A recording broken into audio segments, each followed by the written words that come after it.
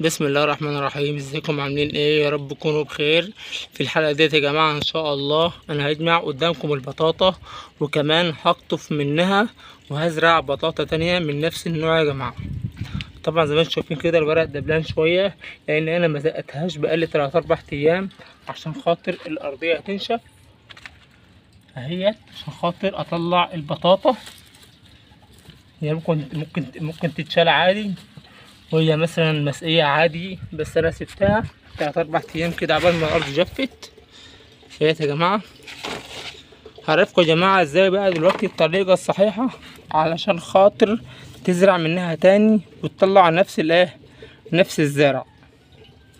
بصوا يا جماعه البطاطا اهيت العود اهو، تسيب الحته ديت، هي الحته الشوشه اللي قدام ديت، وتيجي من ورا من اهوت من هنا كده بالظبط، واقطع كده اهو كده يا جماعه. ديت انا عايز دي، هقطع دي خالص وازرعها من هنا كده، دي كده بتتزرع. ممكن بقى طريقه تانية عادي خالص مش مشكله، ممكن اجي هنا كده اهو اسيب الشوشه خالص، ممكن بعد ما اقطع الشوشه تمام واسيب مثلا عقلتين كمان من اهو. يعني مثلا انا سبت الشوشه اهيت تمام. ركزوا معايا يا جماعه بالله عليكم عشان خاطر اللي عايز الطريقه دي، اللي عايز يعرف الطريقه ديت. انا مثلا قطعت الشوشه اهيت، ممكن اجي من اهو واسيب شويه كده اهو، اسيب عقلتين 3 كده اهو كده اهو، وازرع مثلا واخد من اهو اقطف من هنا. لو انا مثلا هزرع كميه كبيره يبقى الشوشه بس مش هتكفي، بس لو هتزرع حبه صغيرين الشوشه تبقى 10 على 10، وهي اللي هتكبر معاك بسرعه. انا بالنسبه لي انا يا جماعه ان شاء الله انا هاخد الشوشه الاول، وبعدين ابقى لو عوزت تاني ابقى اخد من ورا. اسيب نبتين كده اهوت، واخد من هنا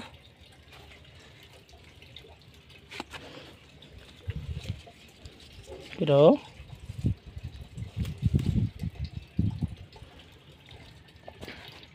زي ما انتم شايفين كده يا جماعه اهوت. هي دي الكميه اللي انا عايزها، اتمنى بس تكون واضحه عشان انا بصور بس بالنهار اهوت يا جماعه. اهي ربطه ايدي، اعتبر ربطه ايدي اهي يا جماعه اهي. دلوقتي بقى يا جماعه ان شاء الله هخلي على البطاطا واوريلكم الانتاج بتاعها باذن الله. زي ما انتم شايفين كده يا جماعه البطاطا اهيت، بسم الله ما شاء الله. اي نعم هي مش كبيره قوي، بس برضك يا جماعه البطاطا ديت انا كنت بحط لها ميه بس، اللي حطيت لها كيماوي ولا اللي حطيت لها فيتامينات ولا اي حاجه خالص، هي ميه بس يا جماعه. فيعني ما صرفتش عليها حاجه يعني، فالحمد لله يعني. فيعني دي حاجه من بلاش يعني الحمد لله. واحد كان مديني شويه شتله فزرعتهم فجابوا دول الحمد لله يعني. ما خسرتش فيهم حاجه، لا كيماوي ولا فيتامينات ولا مقويات ولا حاطط لهم اي حاجه خالص، هي الميه بس. وزي ما انتم شايفين هنا يا جماعه برضو اهيت، خدت منهم شتله يا جماعه اهيت.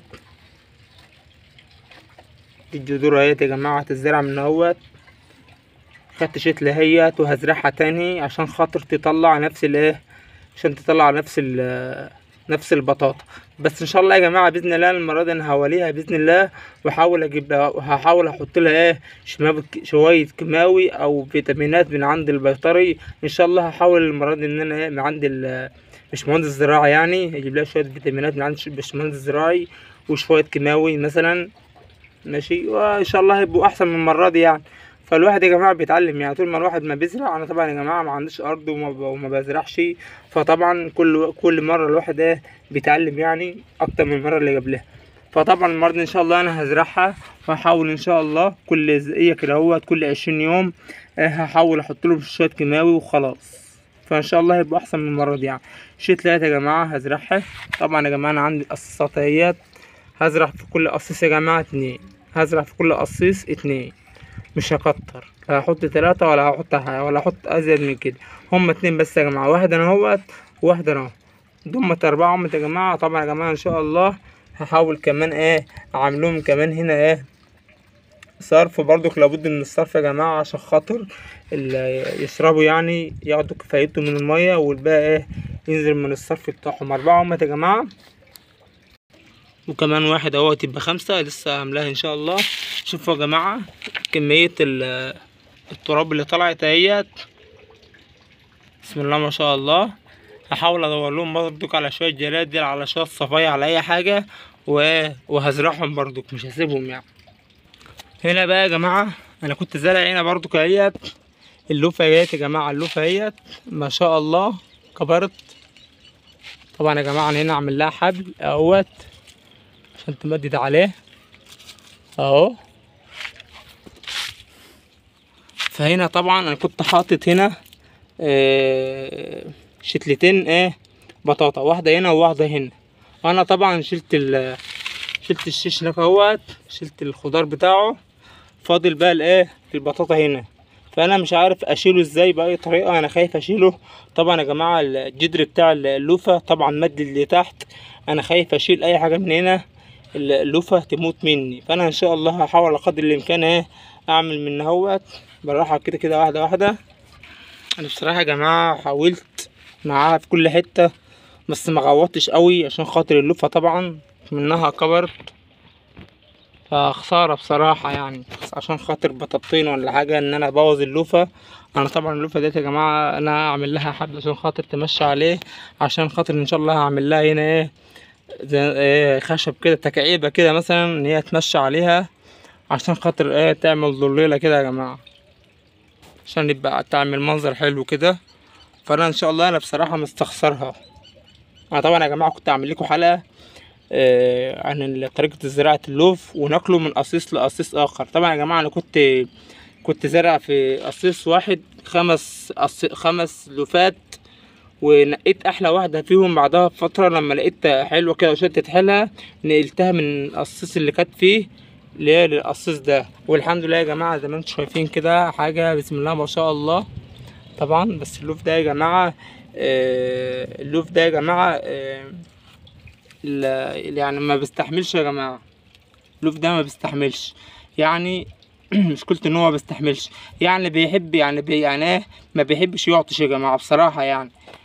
عايز تحافظ على اللوف لازم تسقيه بالميه على طول، مش لازم ينشف. لو سبته يوم واحد بس او يومين من غير ميه وحسيت ان هو بدأ يعطش كده، هتحس كده ان الورق بقى دبلان معاك والنمو بتاعه بقى واقف.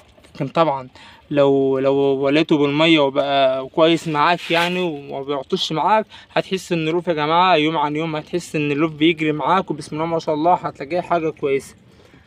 بس كده يا جماعه يعني كنت اتمنى، طب والله كنت اتمنى يا جماعه ان انا ازرع قدامكم اللوف. طب والله يا جماعه لا هزرعه قدامكم، خليكم معايا ثواني يا جماعه، وانا ان شاء الله انا هزرعه قدامكم ان شاء الله. حتى هزرع حتى الحبه اللي انا حضرتهم دوت هزرعهم قدامكم دلوقتي كده يا جماعه اهوت. مليت يا جماعه القصيصات اهوت 1 2، طبعا ده في اللوفه مش هاملاه 3 4 4 يا جماعه. ان شاء الله دول انا هعملهم قدامكم، وان شاء الله هكمل بقيه الحاجات في الفيديو اللي جاي ان شاء الله يا جماعه. هتشوفوا كل حاجه، بس في الفيديو ده ان شاء الله هوريكم وانا بزرع ال4 قصيصات دول. دلوقتي يا جماعه زي ما انتم شايفين كده خلاص هم خدوا كفايتهم من الميه. خلاص نبدا كده بسم الله الرحمن الرحيم.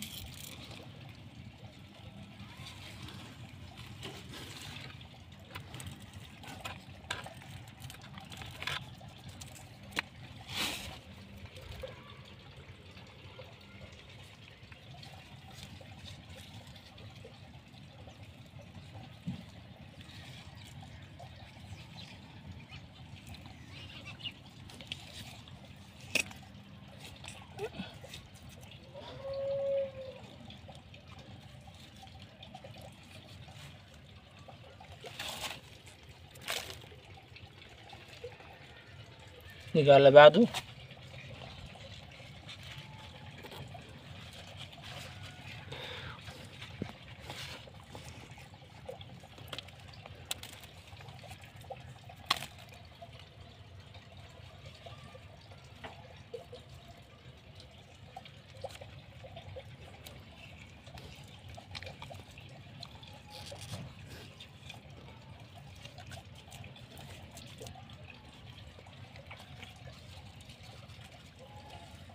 دي الطريقة يا جماعة اللي انا زرعت بيها اول مرة، بزرع بيها تاني مرة، بس ان شاء الله المرة دي بقى تبقى احسن من المرة الاولانية. عشان خاطر المرة الاولانية يا جماعة زي ما قلت لكم ان انا محطتلهاش اي كيماوي ولا اي فيتامينات. ان شاء الله المرة دي هحط لها.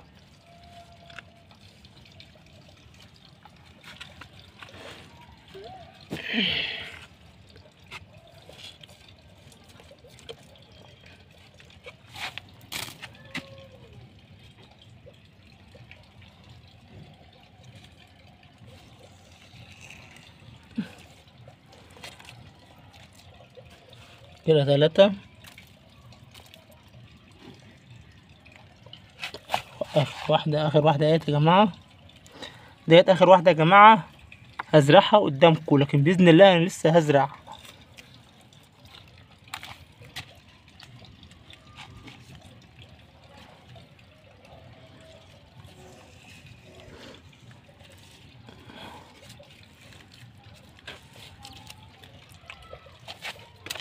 كده يا جماعة طريقة زراعة شتلة البطاطا اهيت يا جماعة. بسم الله ما شاء الله. ان شاء الله يا جماعة لسه هزرع ده كله يا جماعة. ان شاء الله هصرف لهم في اي حاجة وهزرعهم ان شاء الله. بالله عليكم يا جماعة اللي شاهد الفيديو لحد دلوقتي ما يبخلش عليا باللايك يا جماعة.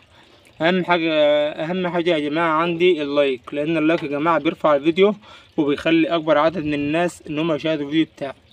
ما تبخلش عليا بتبخلش عليا يا جماعة باللايك. اللي شاهد الفيديو لحد دلوقتي يا ريت ما يبخلش عليا يا جماعة باللايك. اللايك يا جماعة بيرفع الفيديو بتاعي وبيخلي اكبر عدد من الناس ان هم يشاهدوا الفيديو بتاعي. عايزين ندعم بعض يا جماعة. تعمل لي لايك وتكتب لي كومنت عشان خاطر اخش على الكومنت بتاعك على القناة بتاعتك، وكمان اعمل لك اشتراك واعمل لك لايك واكتب لك كومنت كمان. ندعم بعض يا جماعة بالله عليكم. وبكده يا جماعة اكون خلصت معاكم نهاية حلقة النهاردة، والسلام عليكم ورحمة الله وبركاته.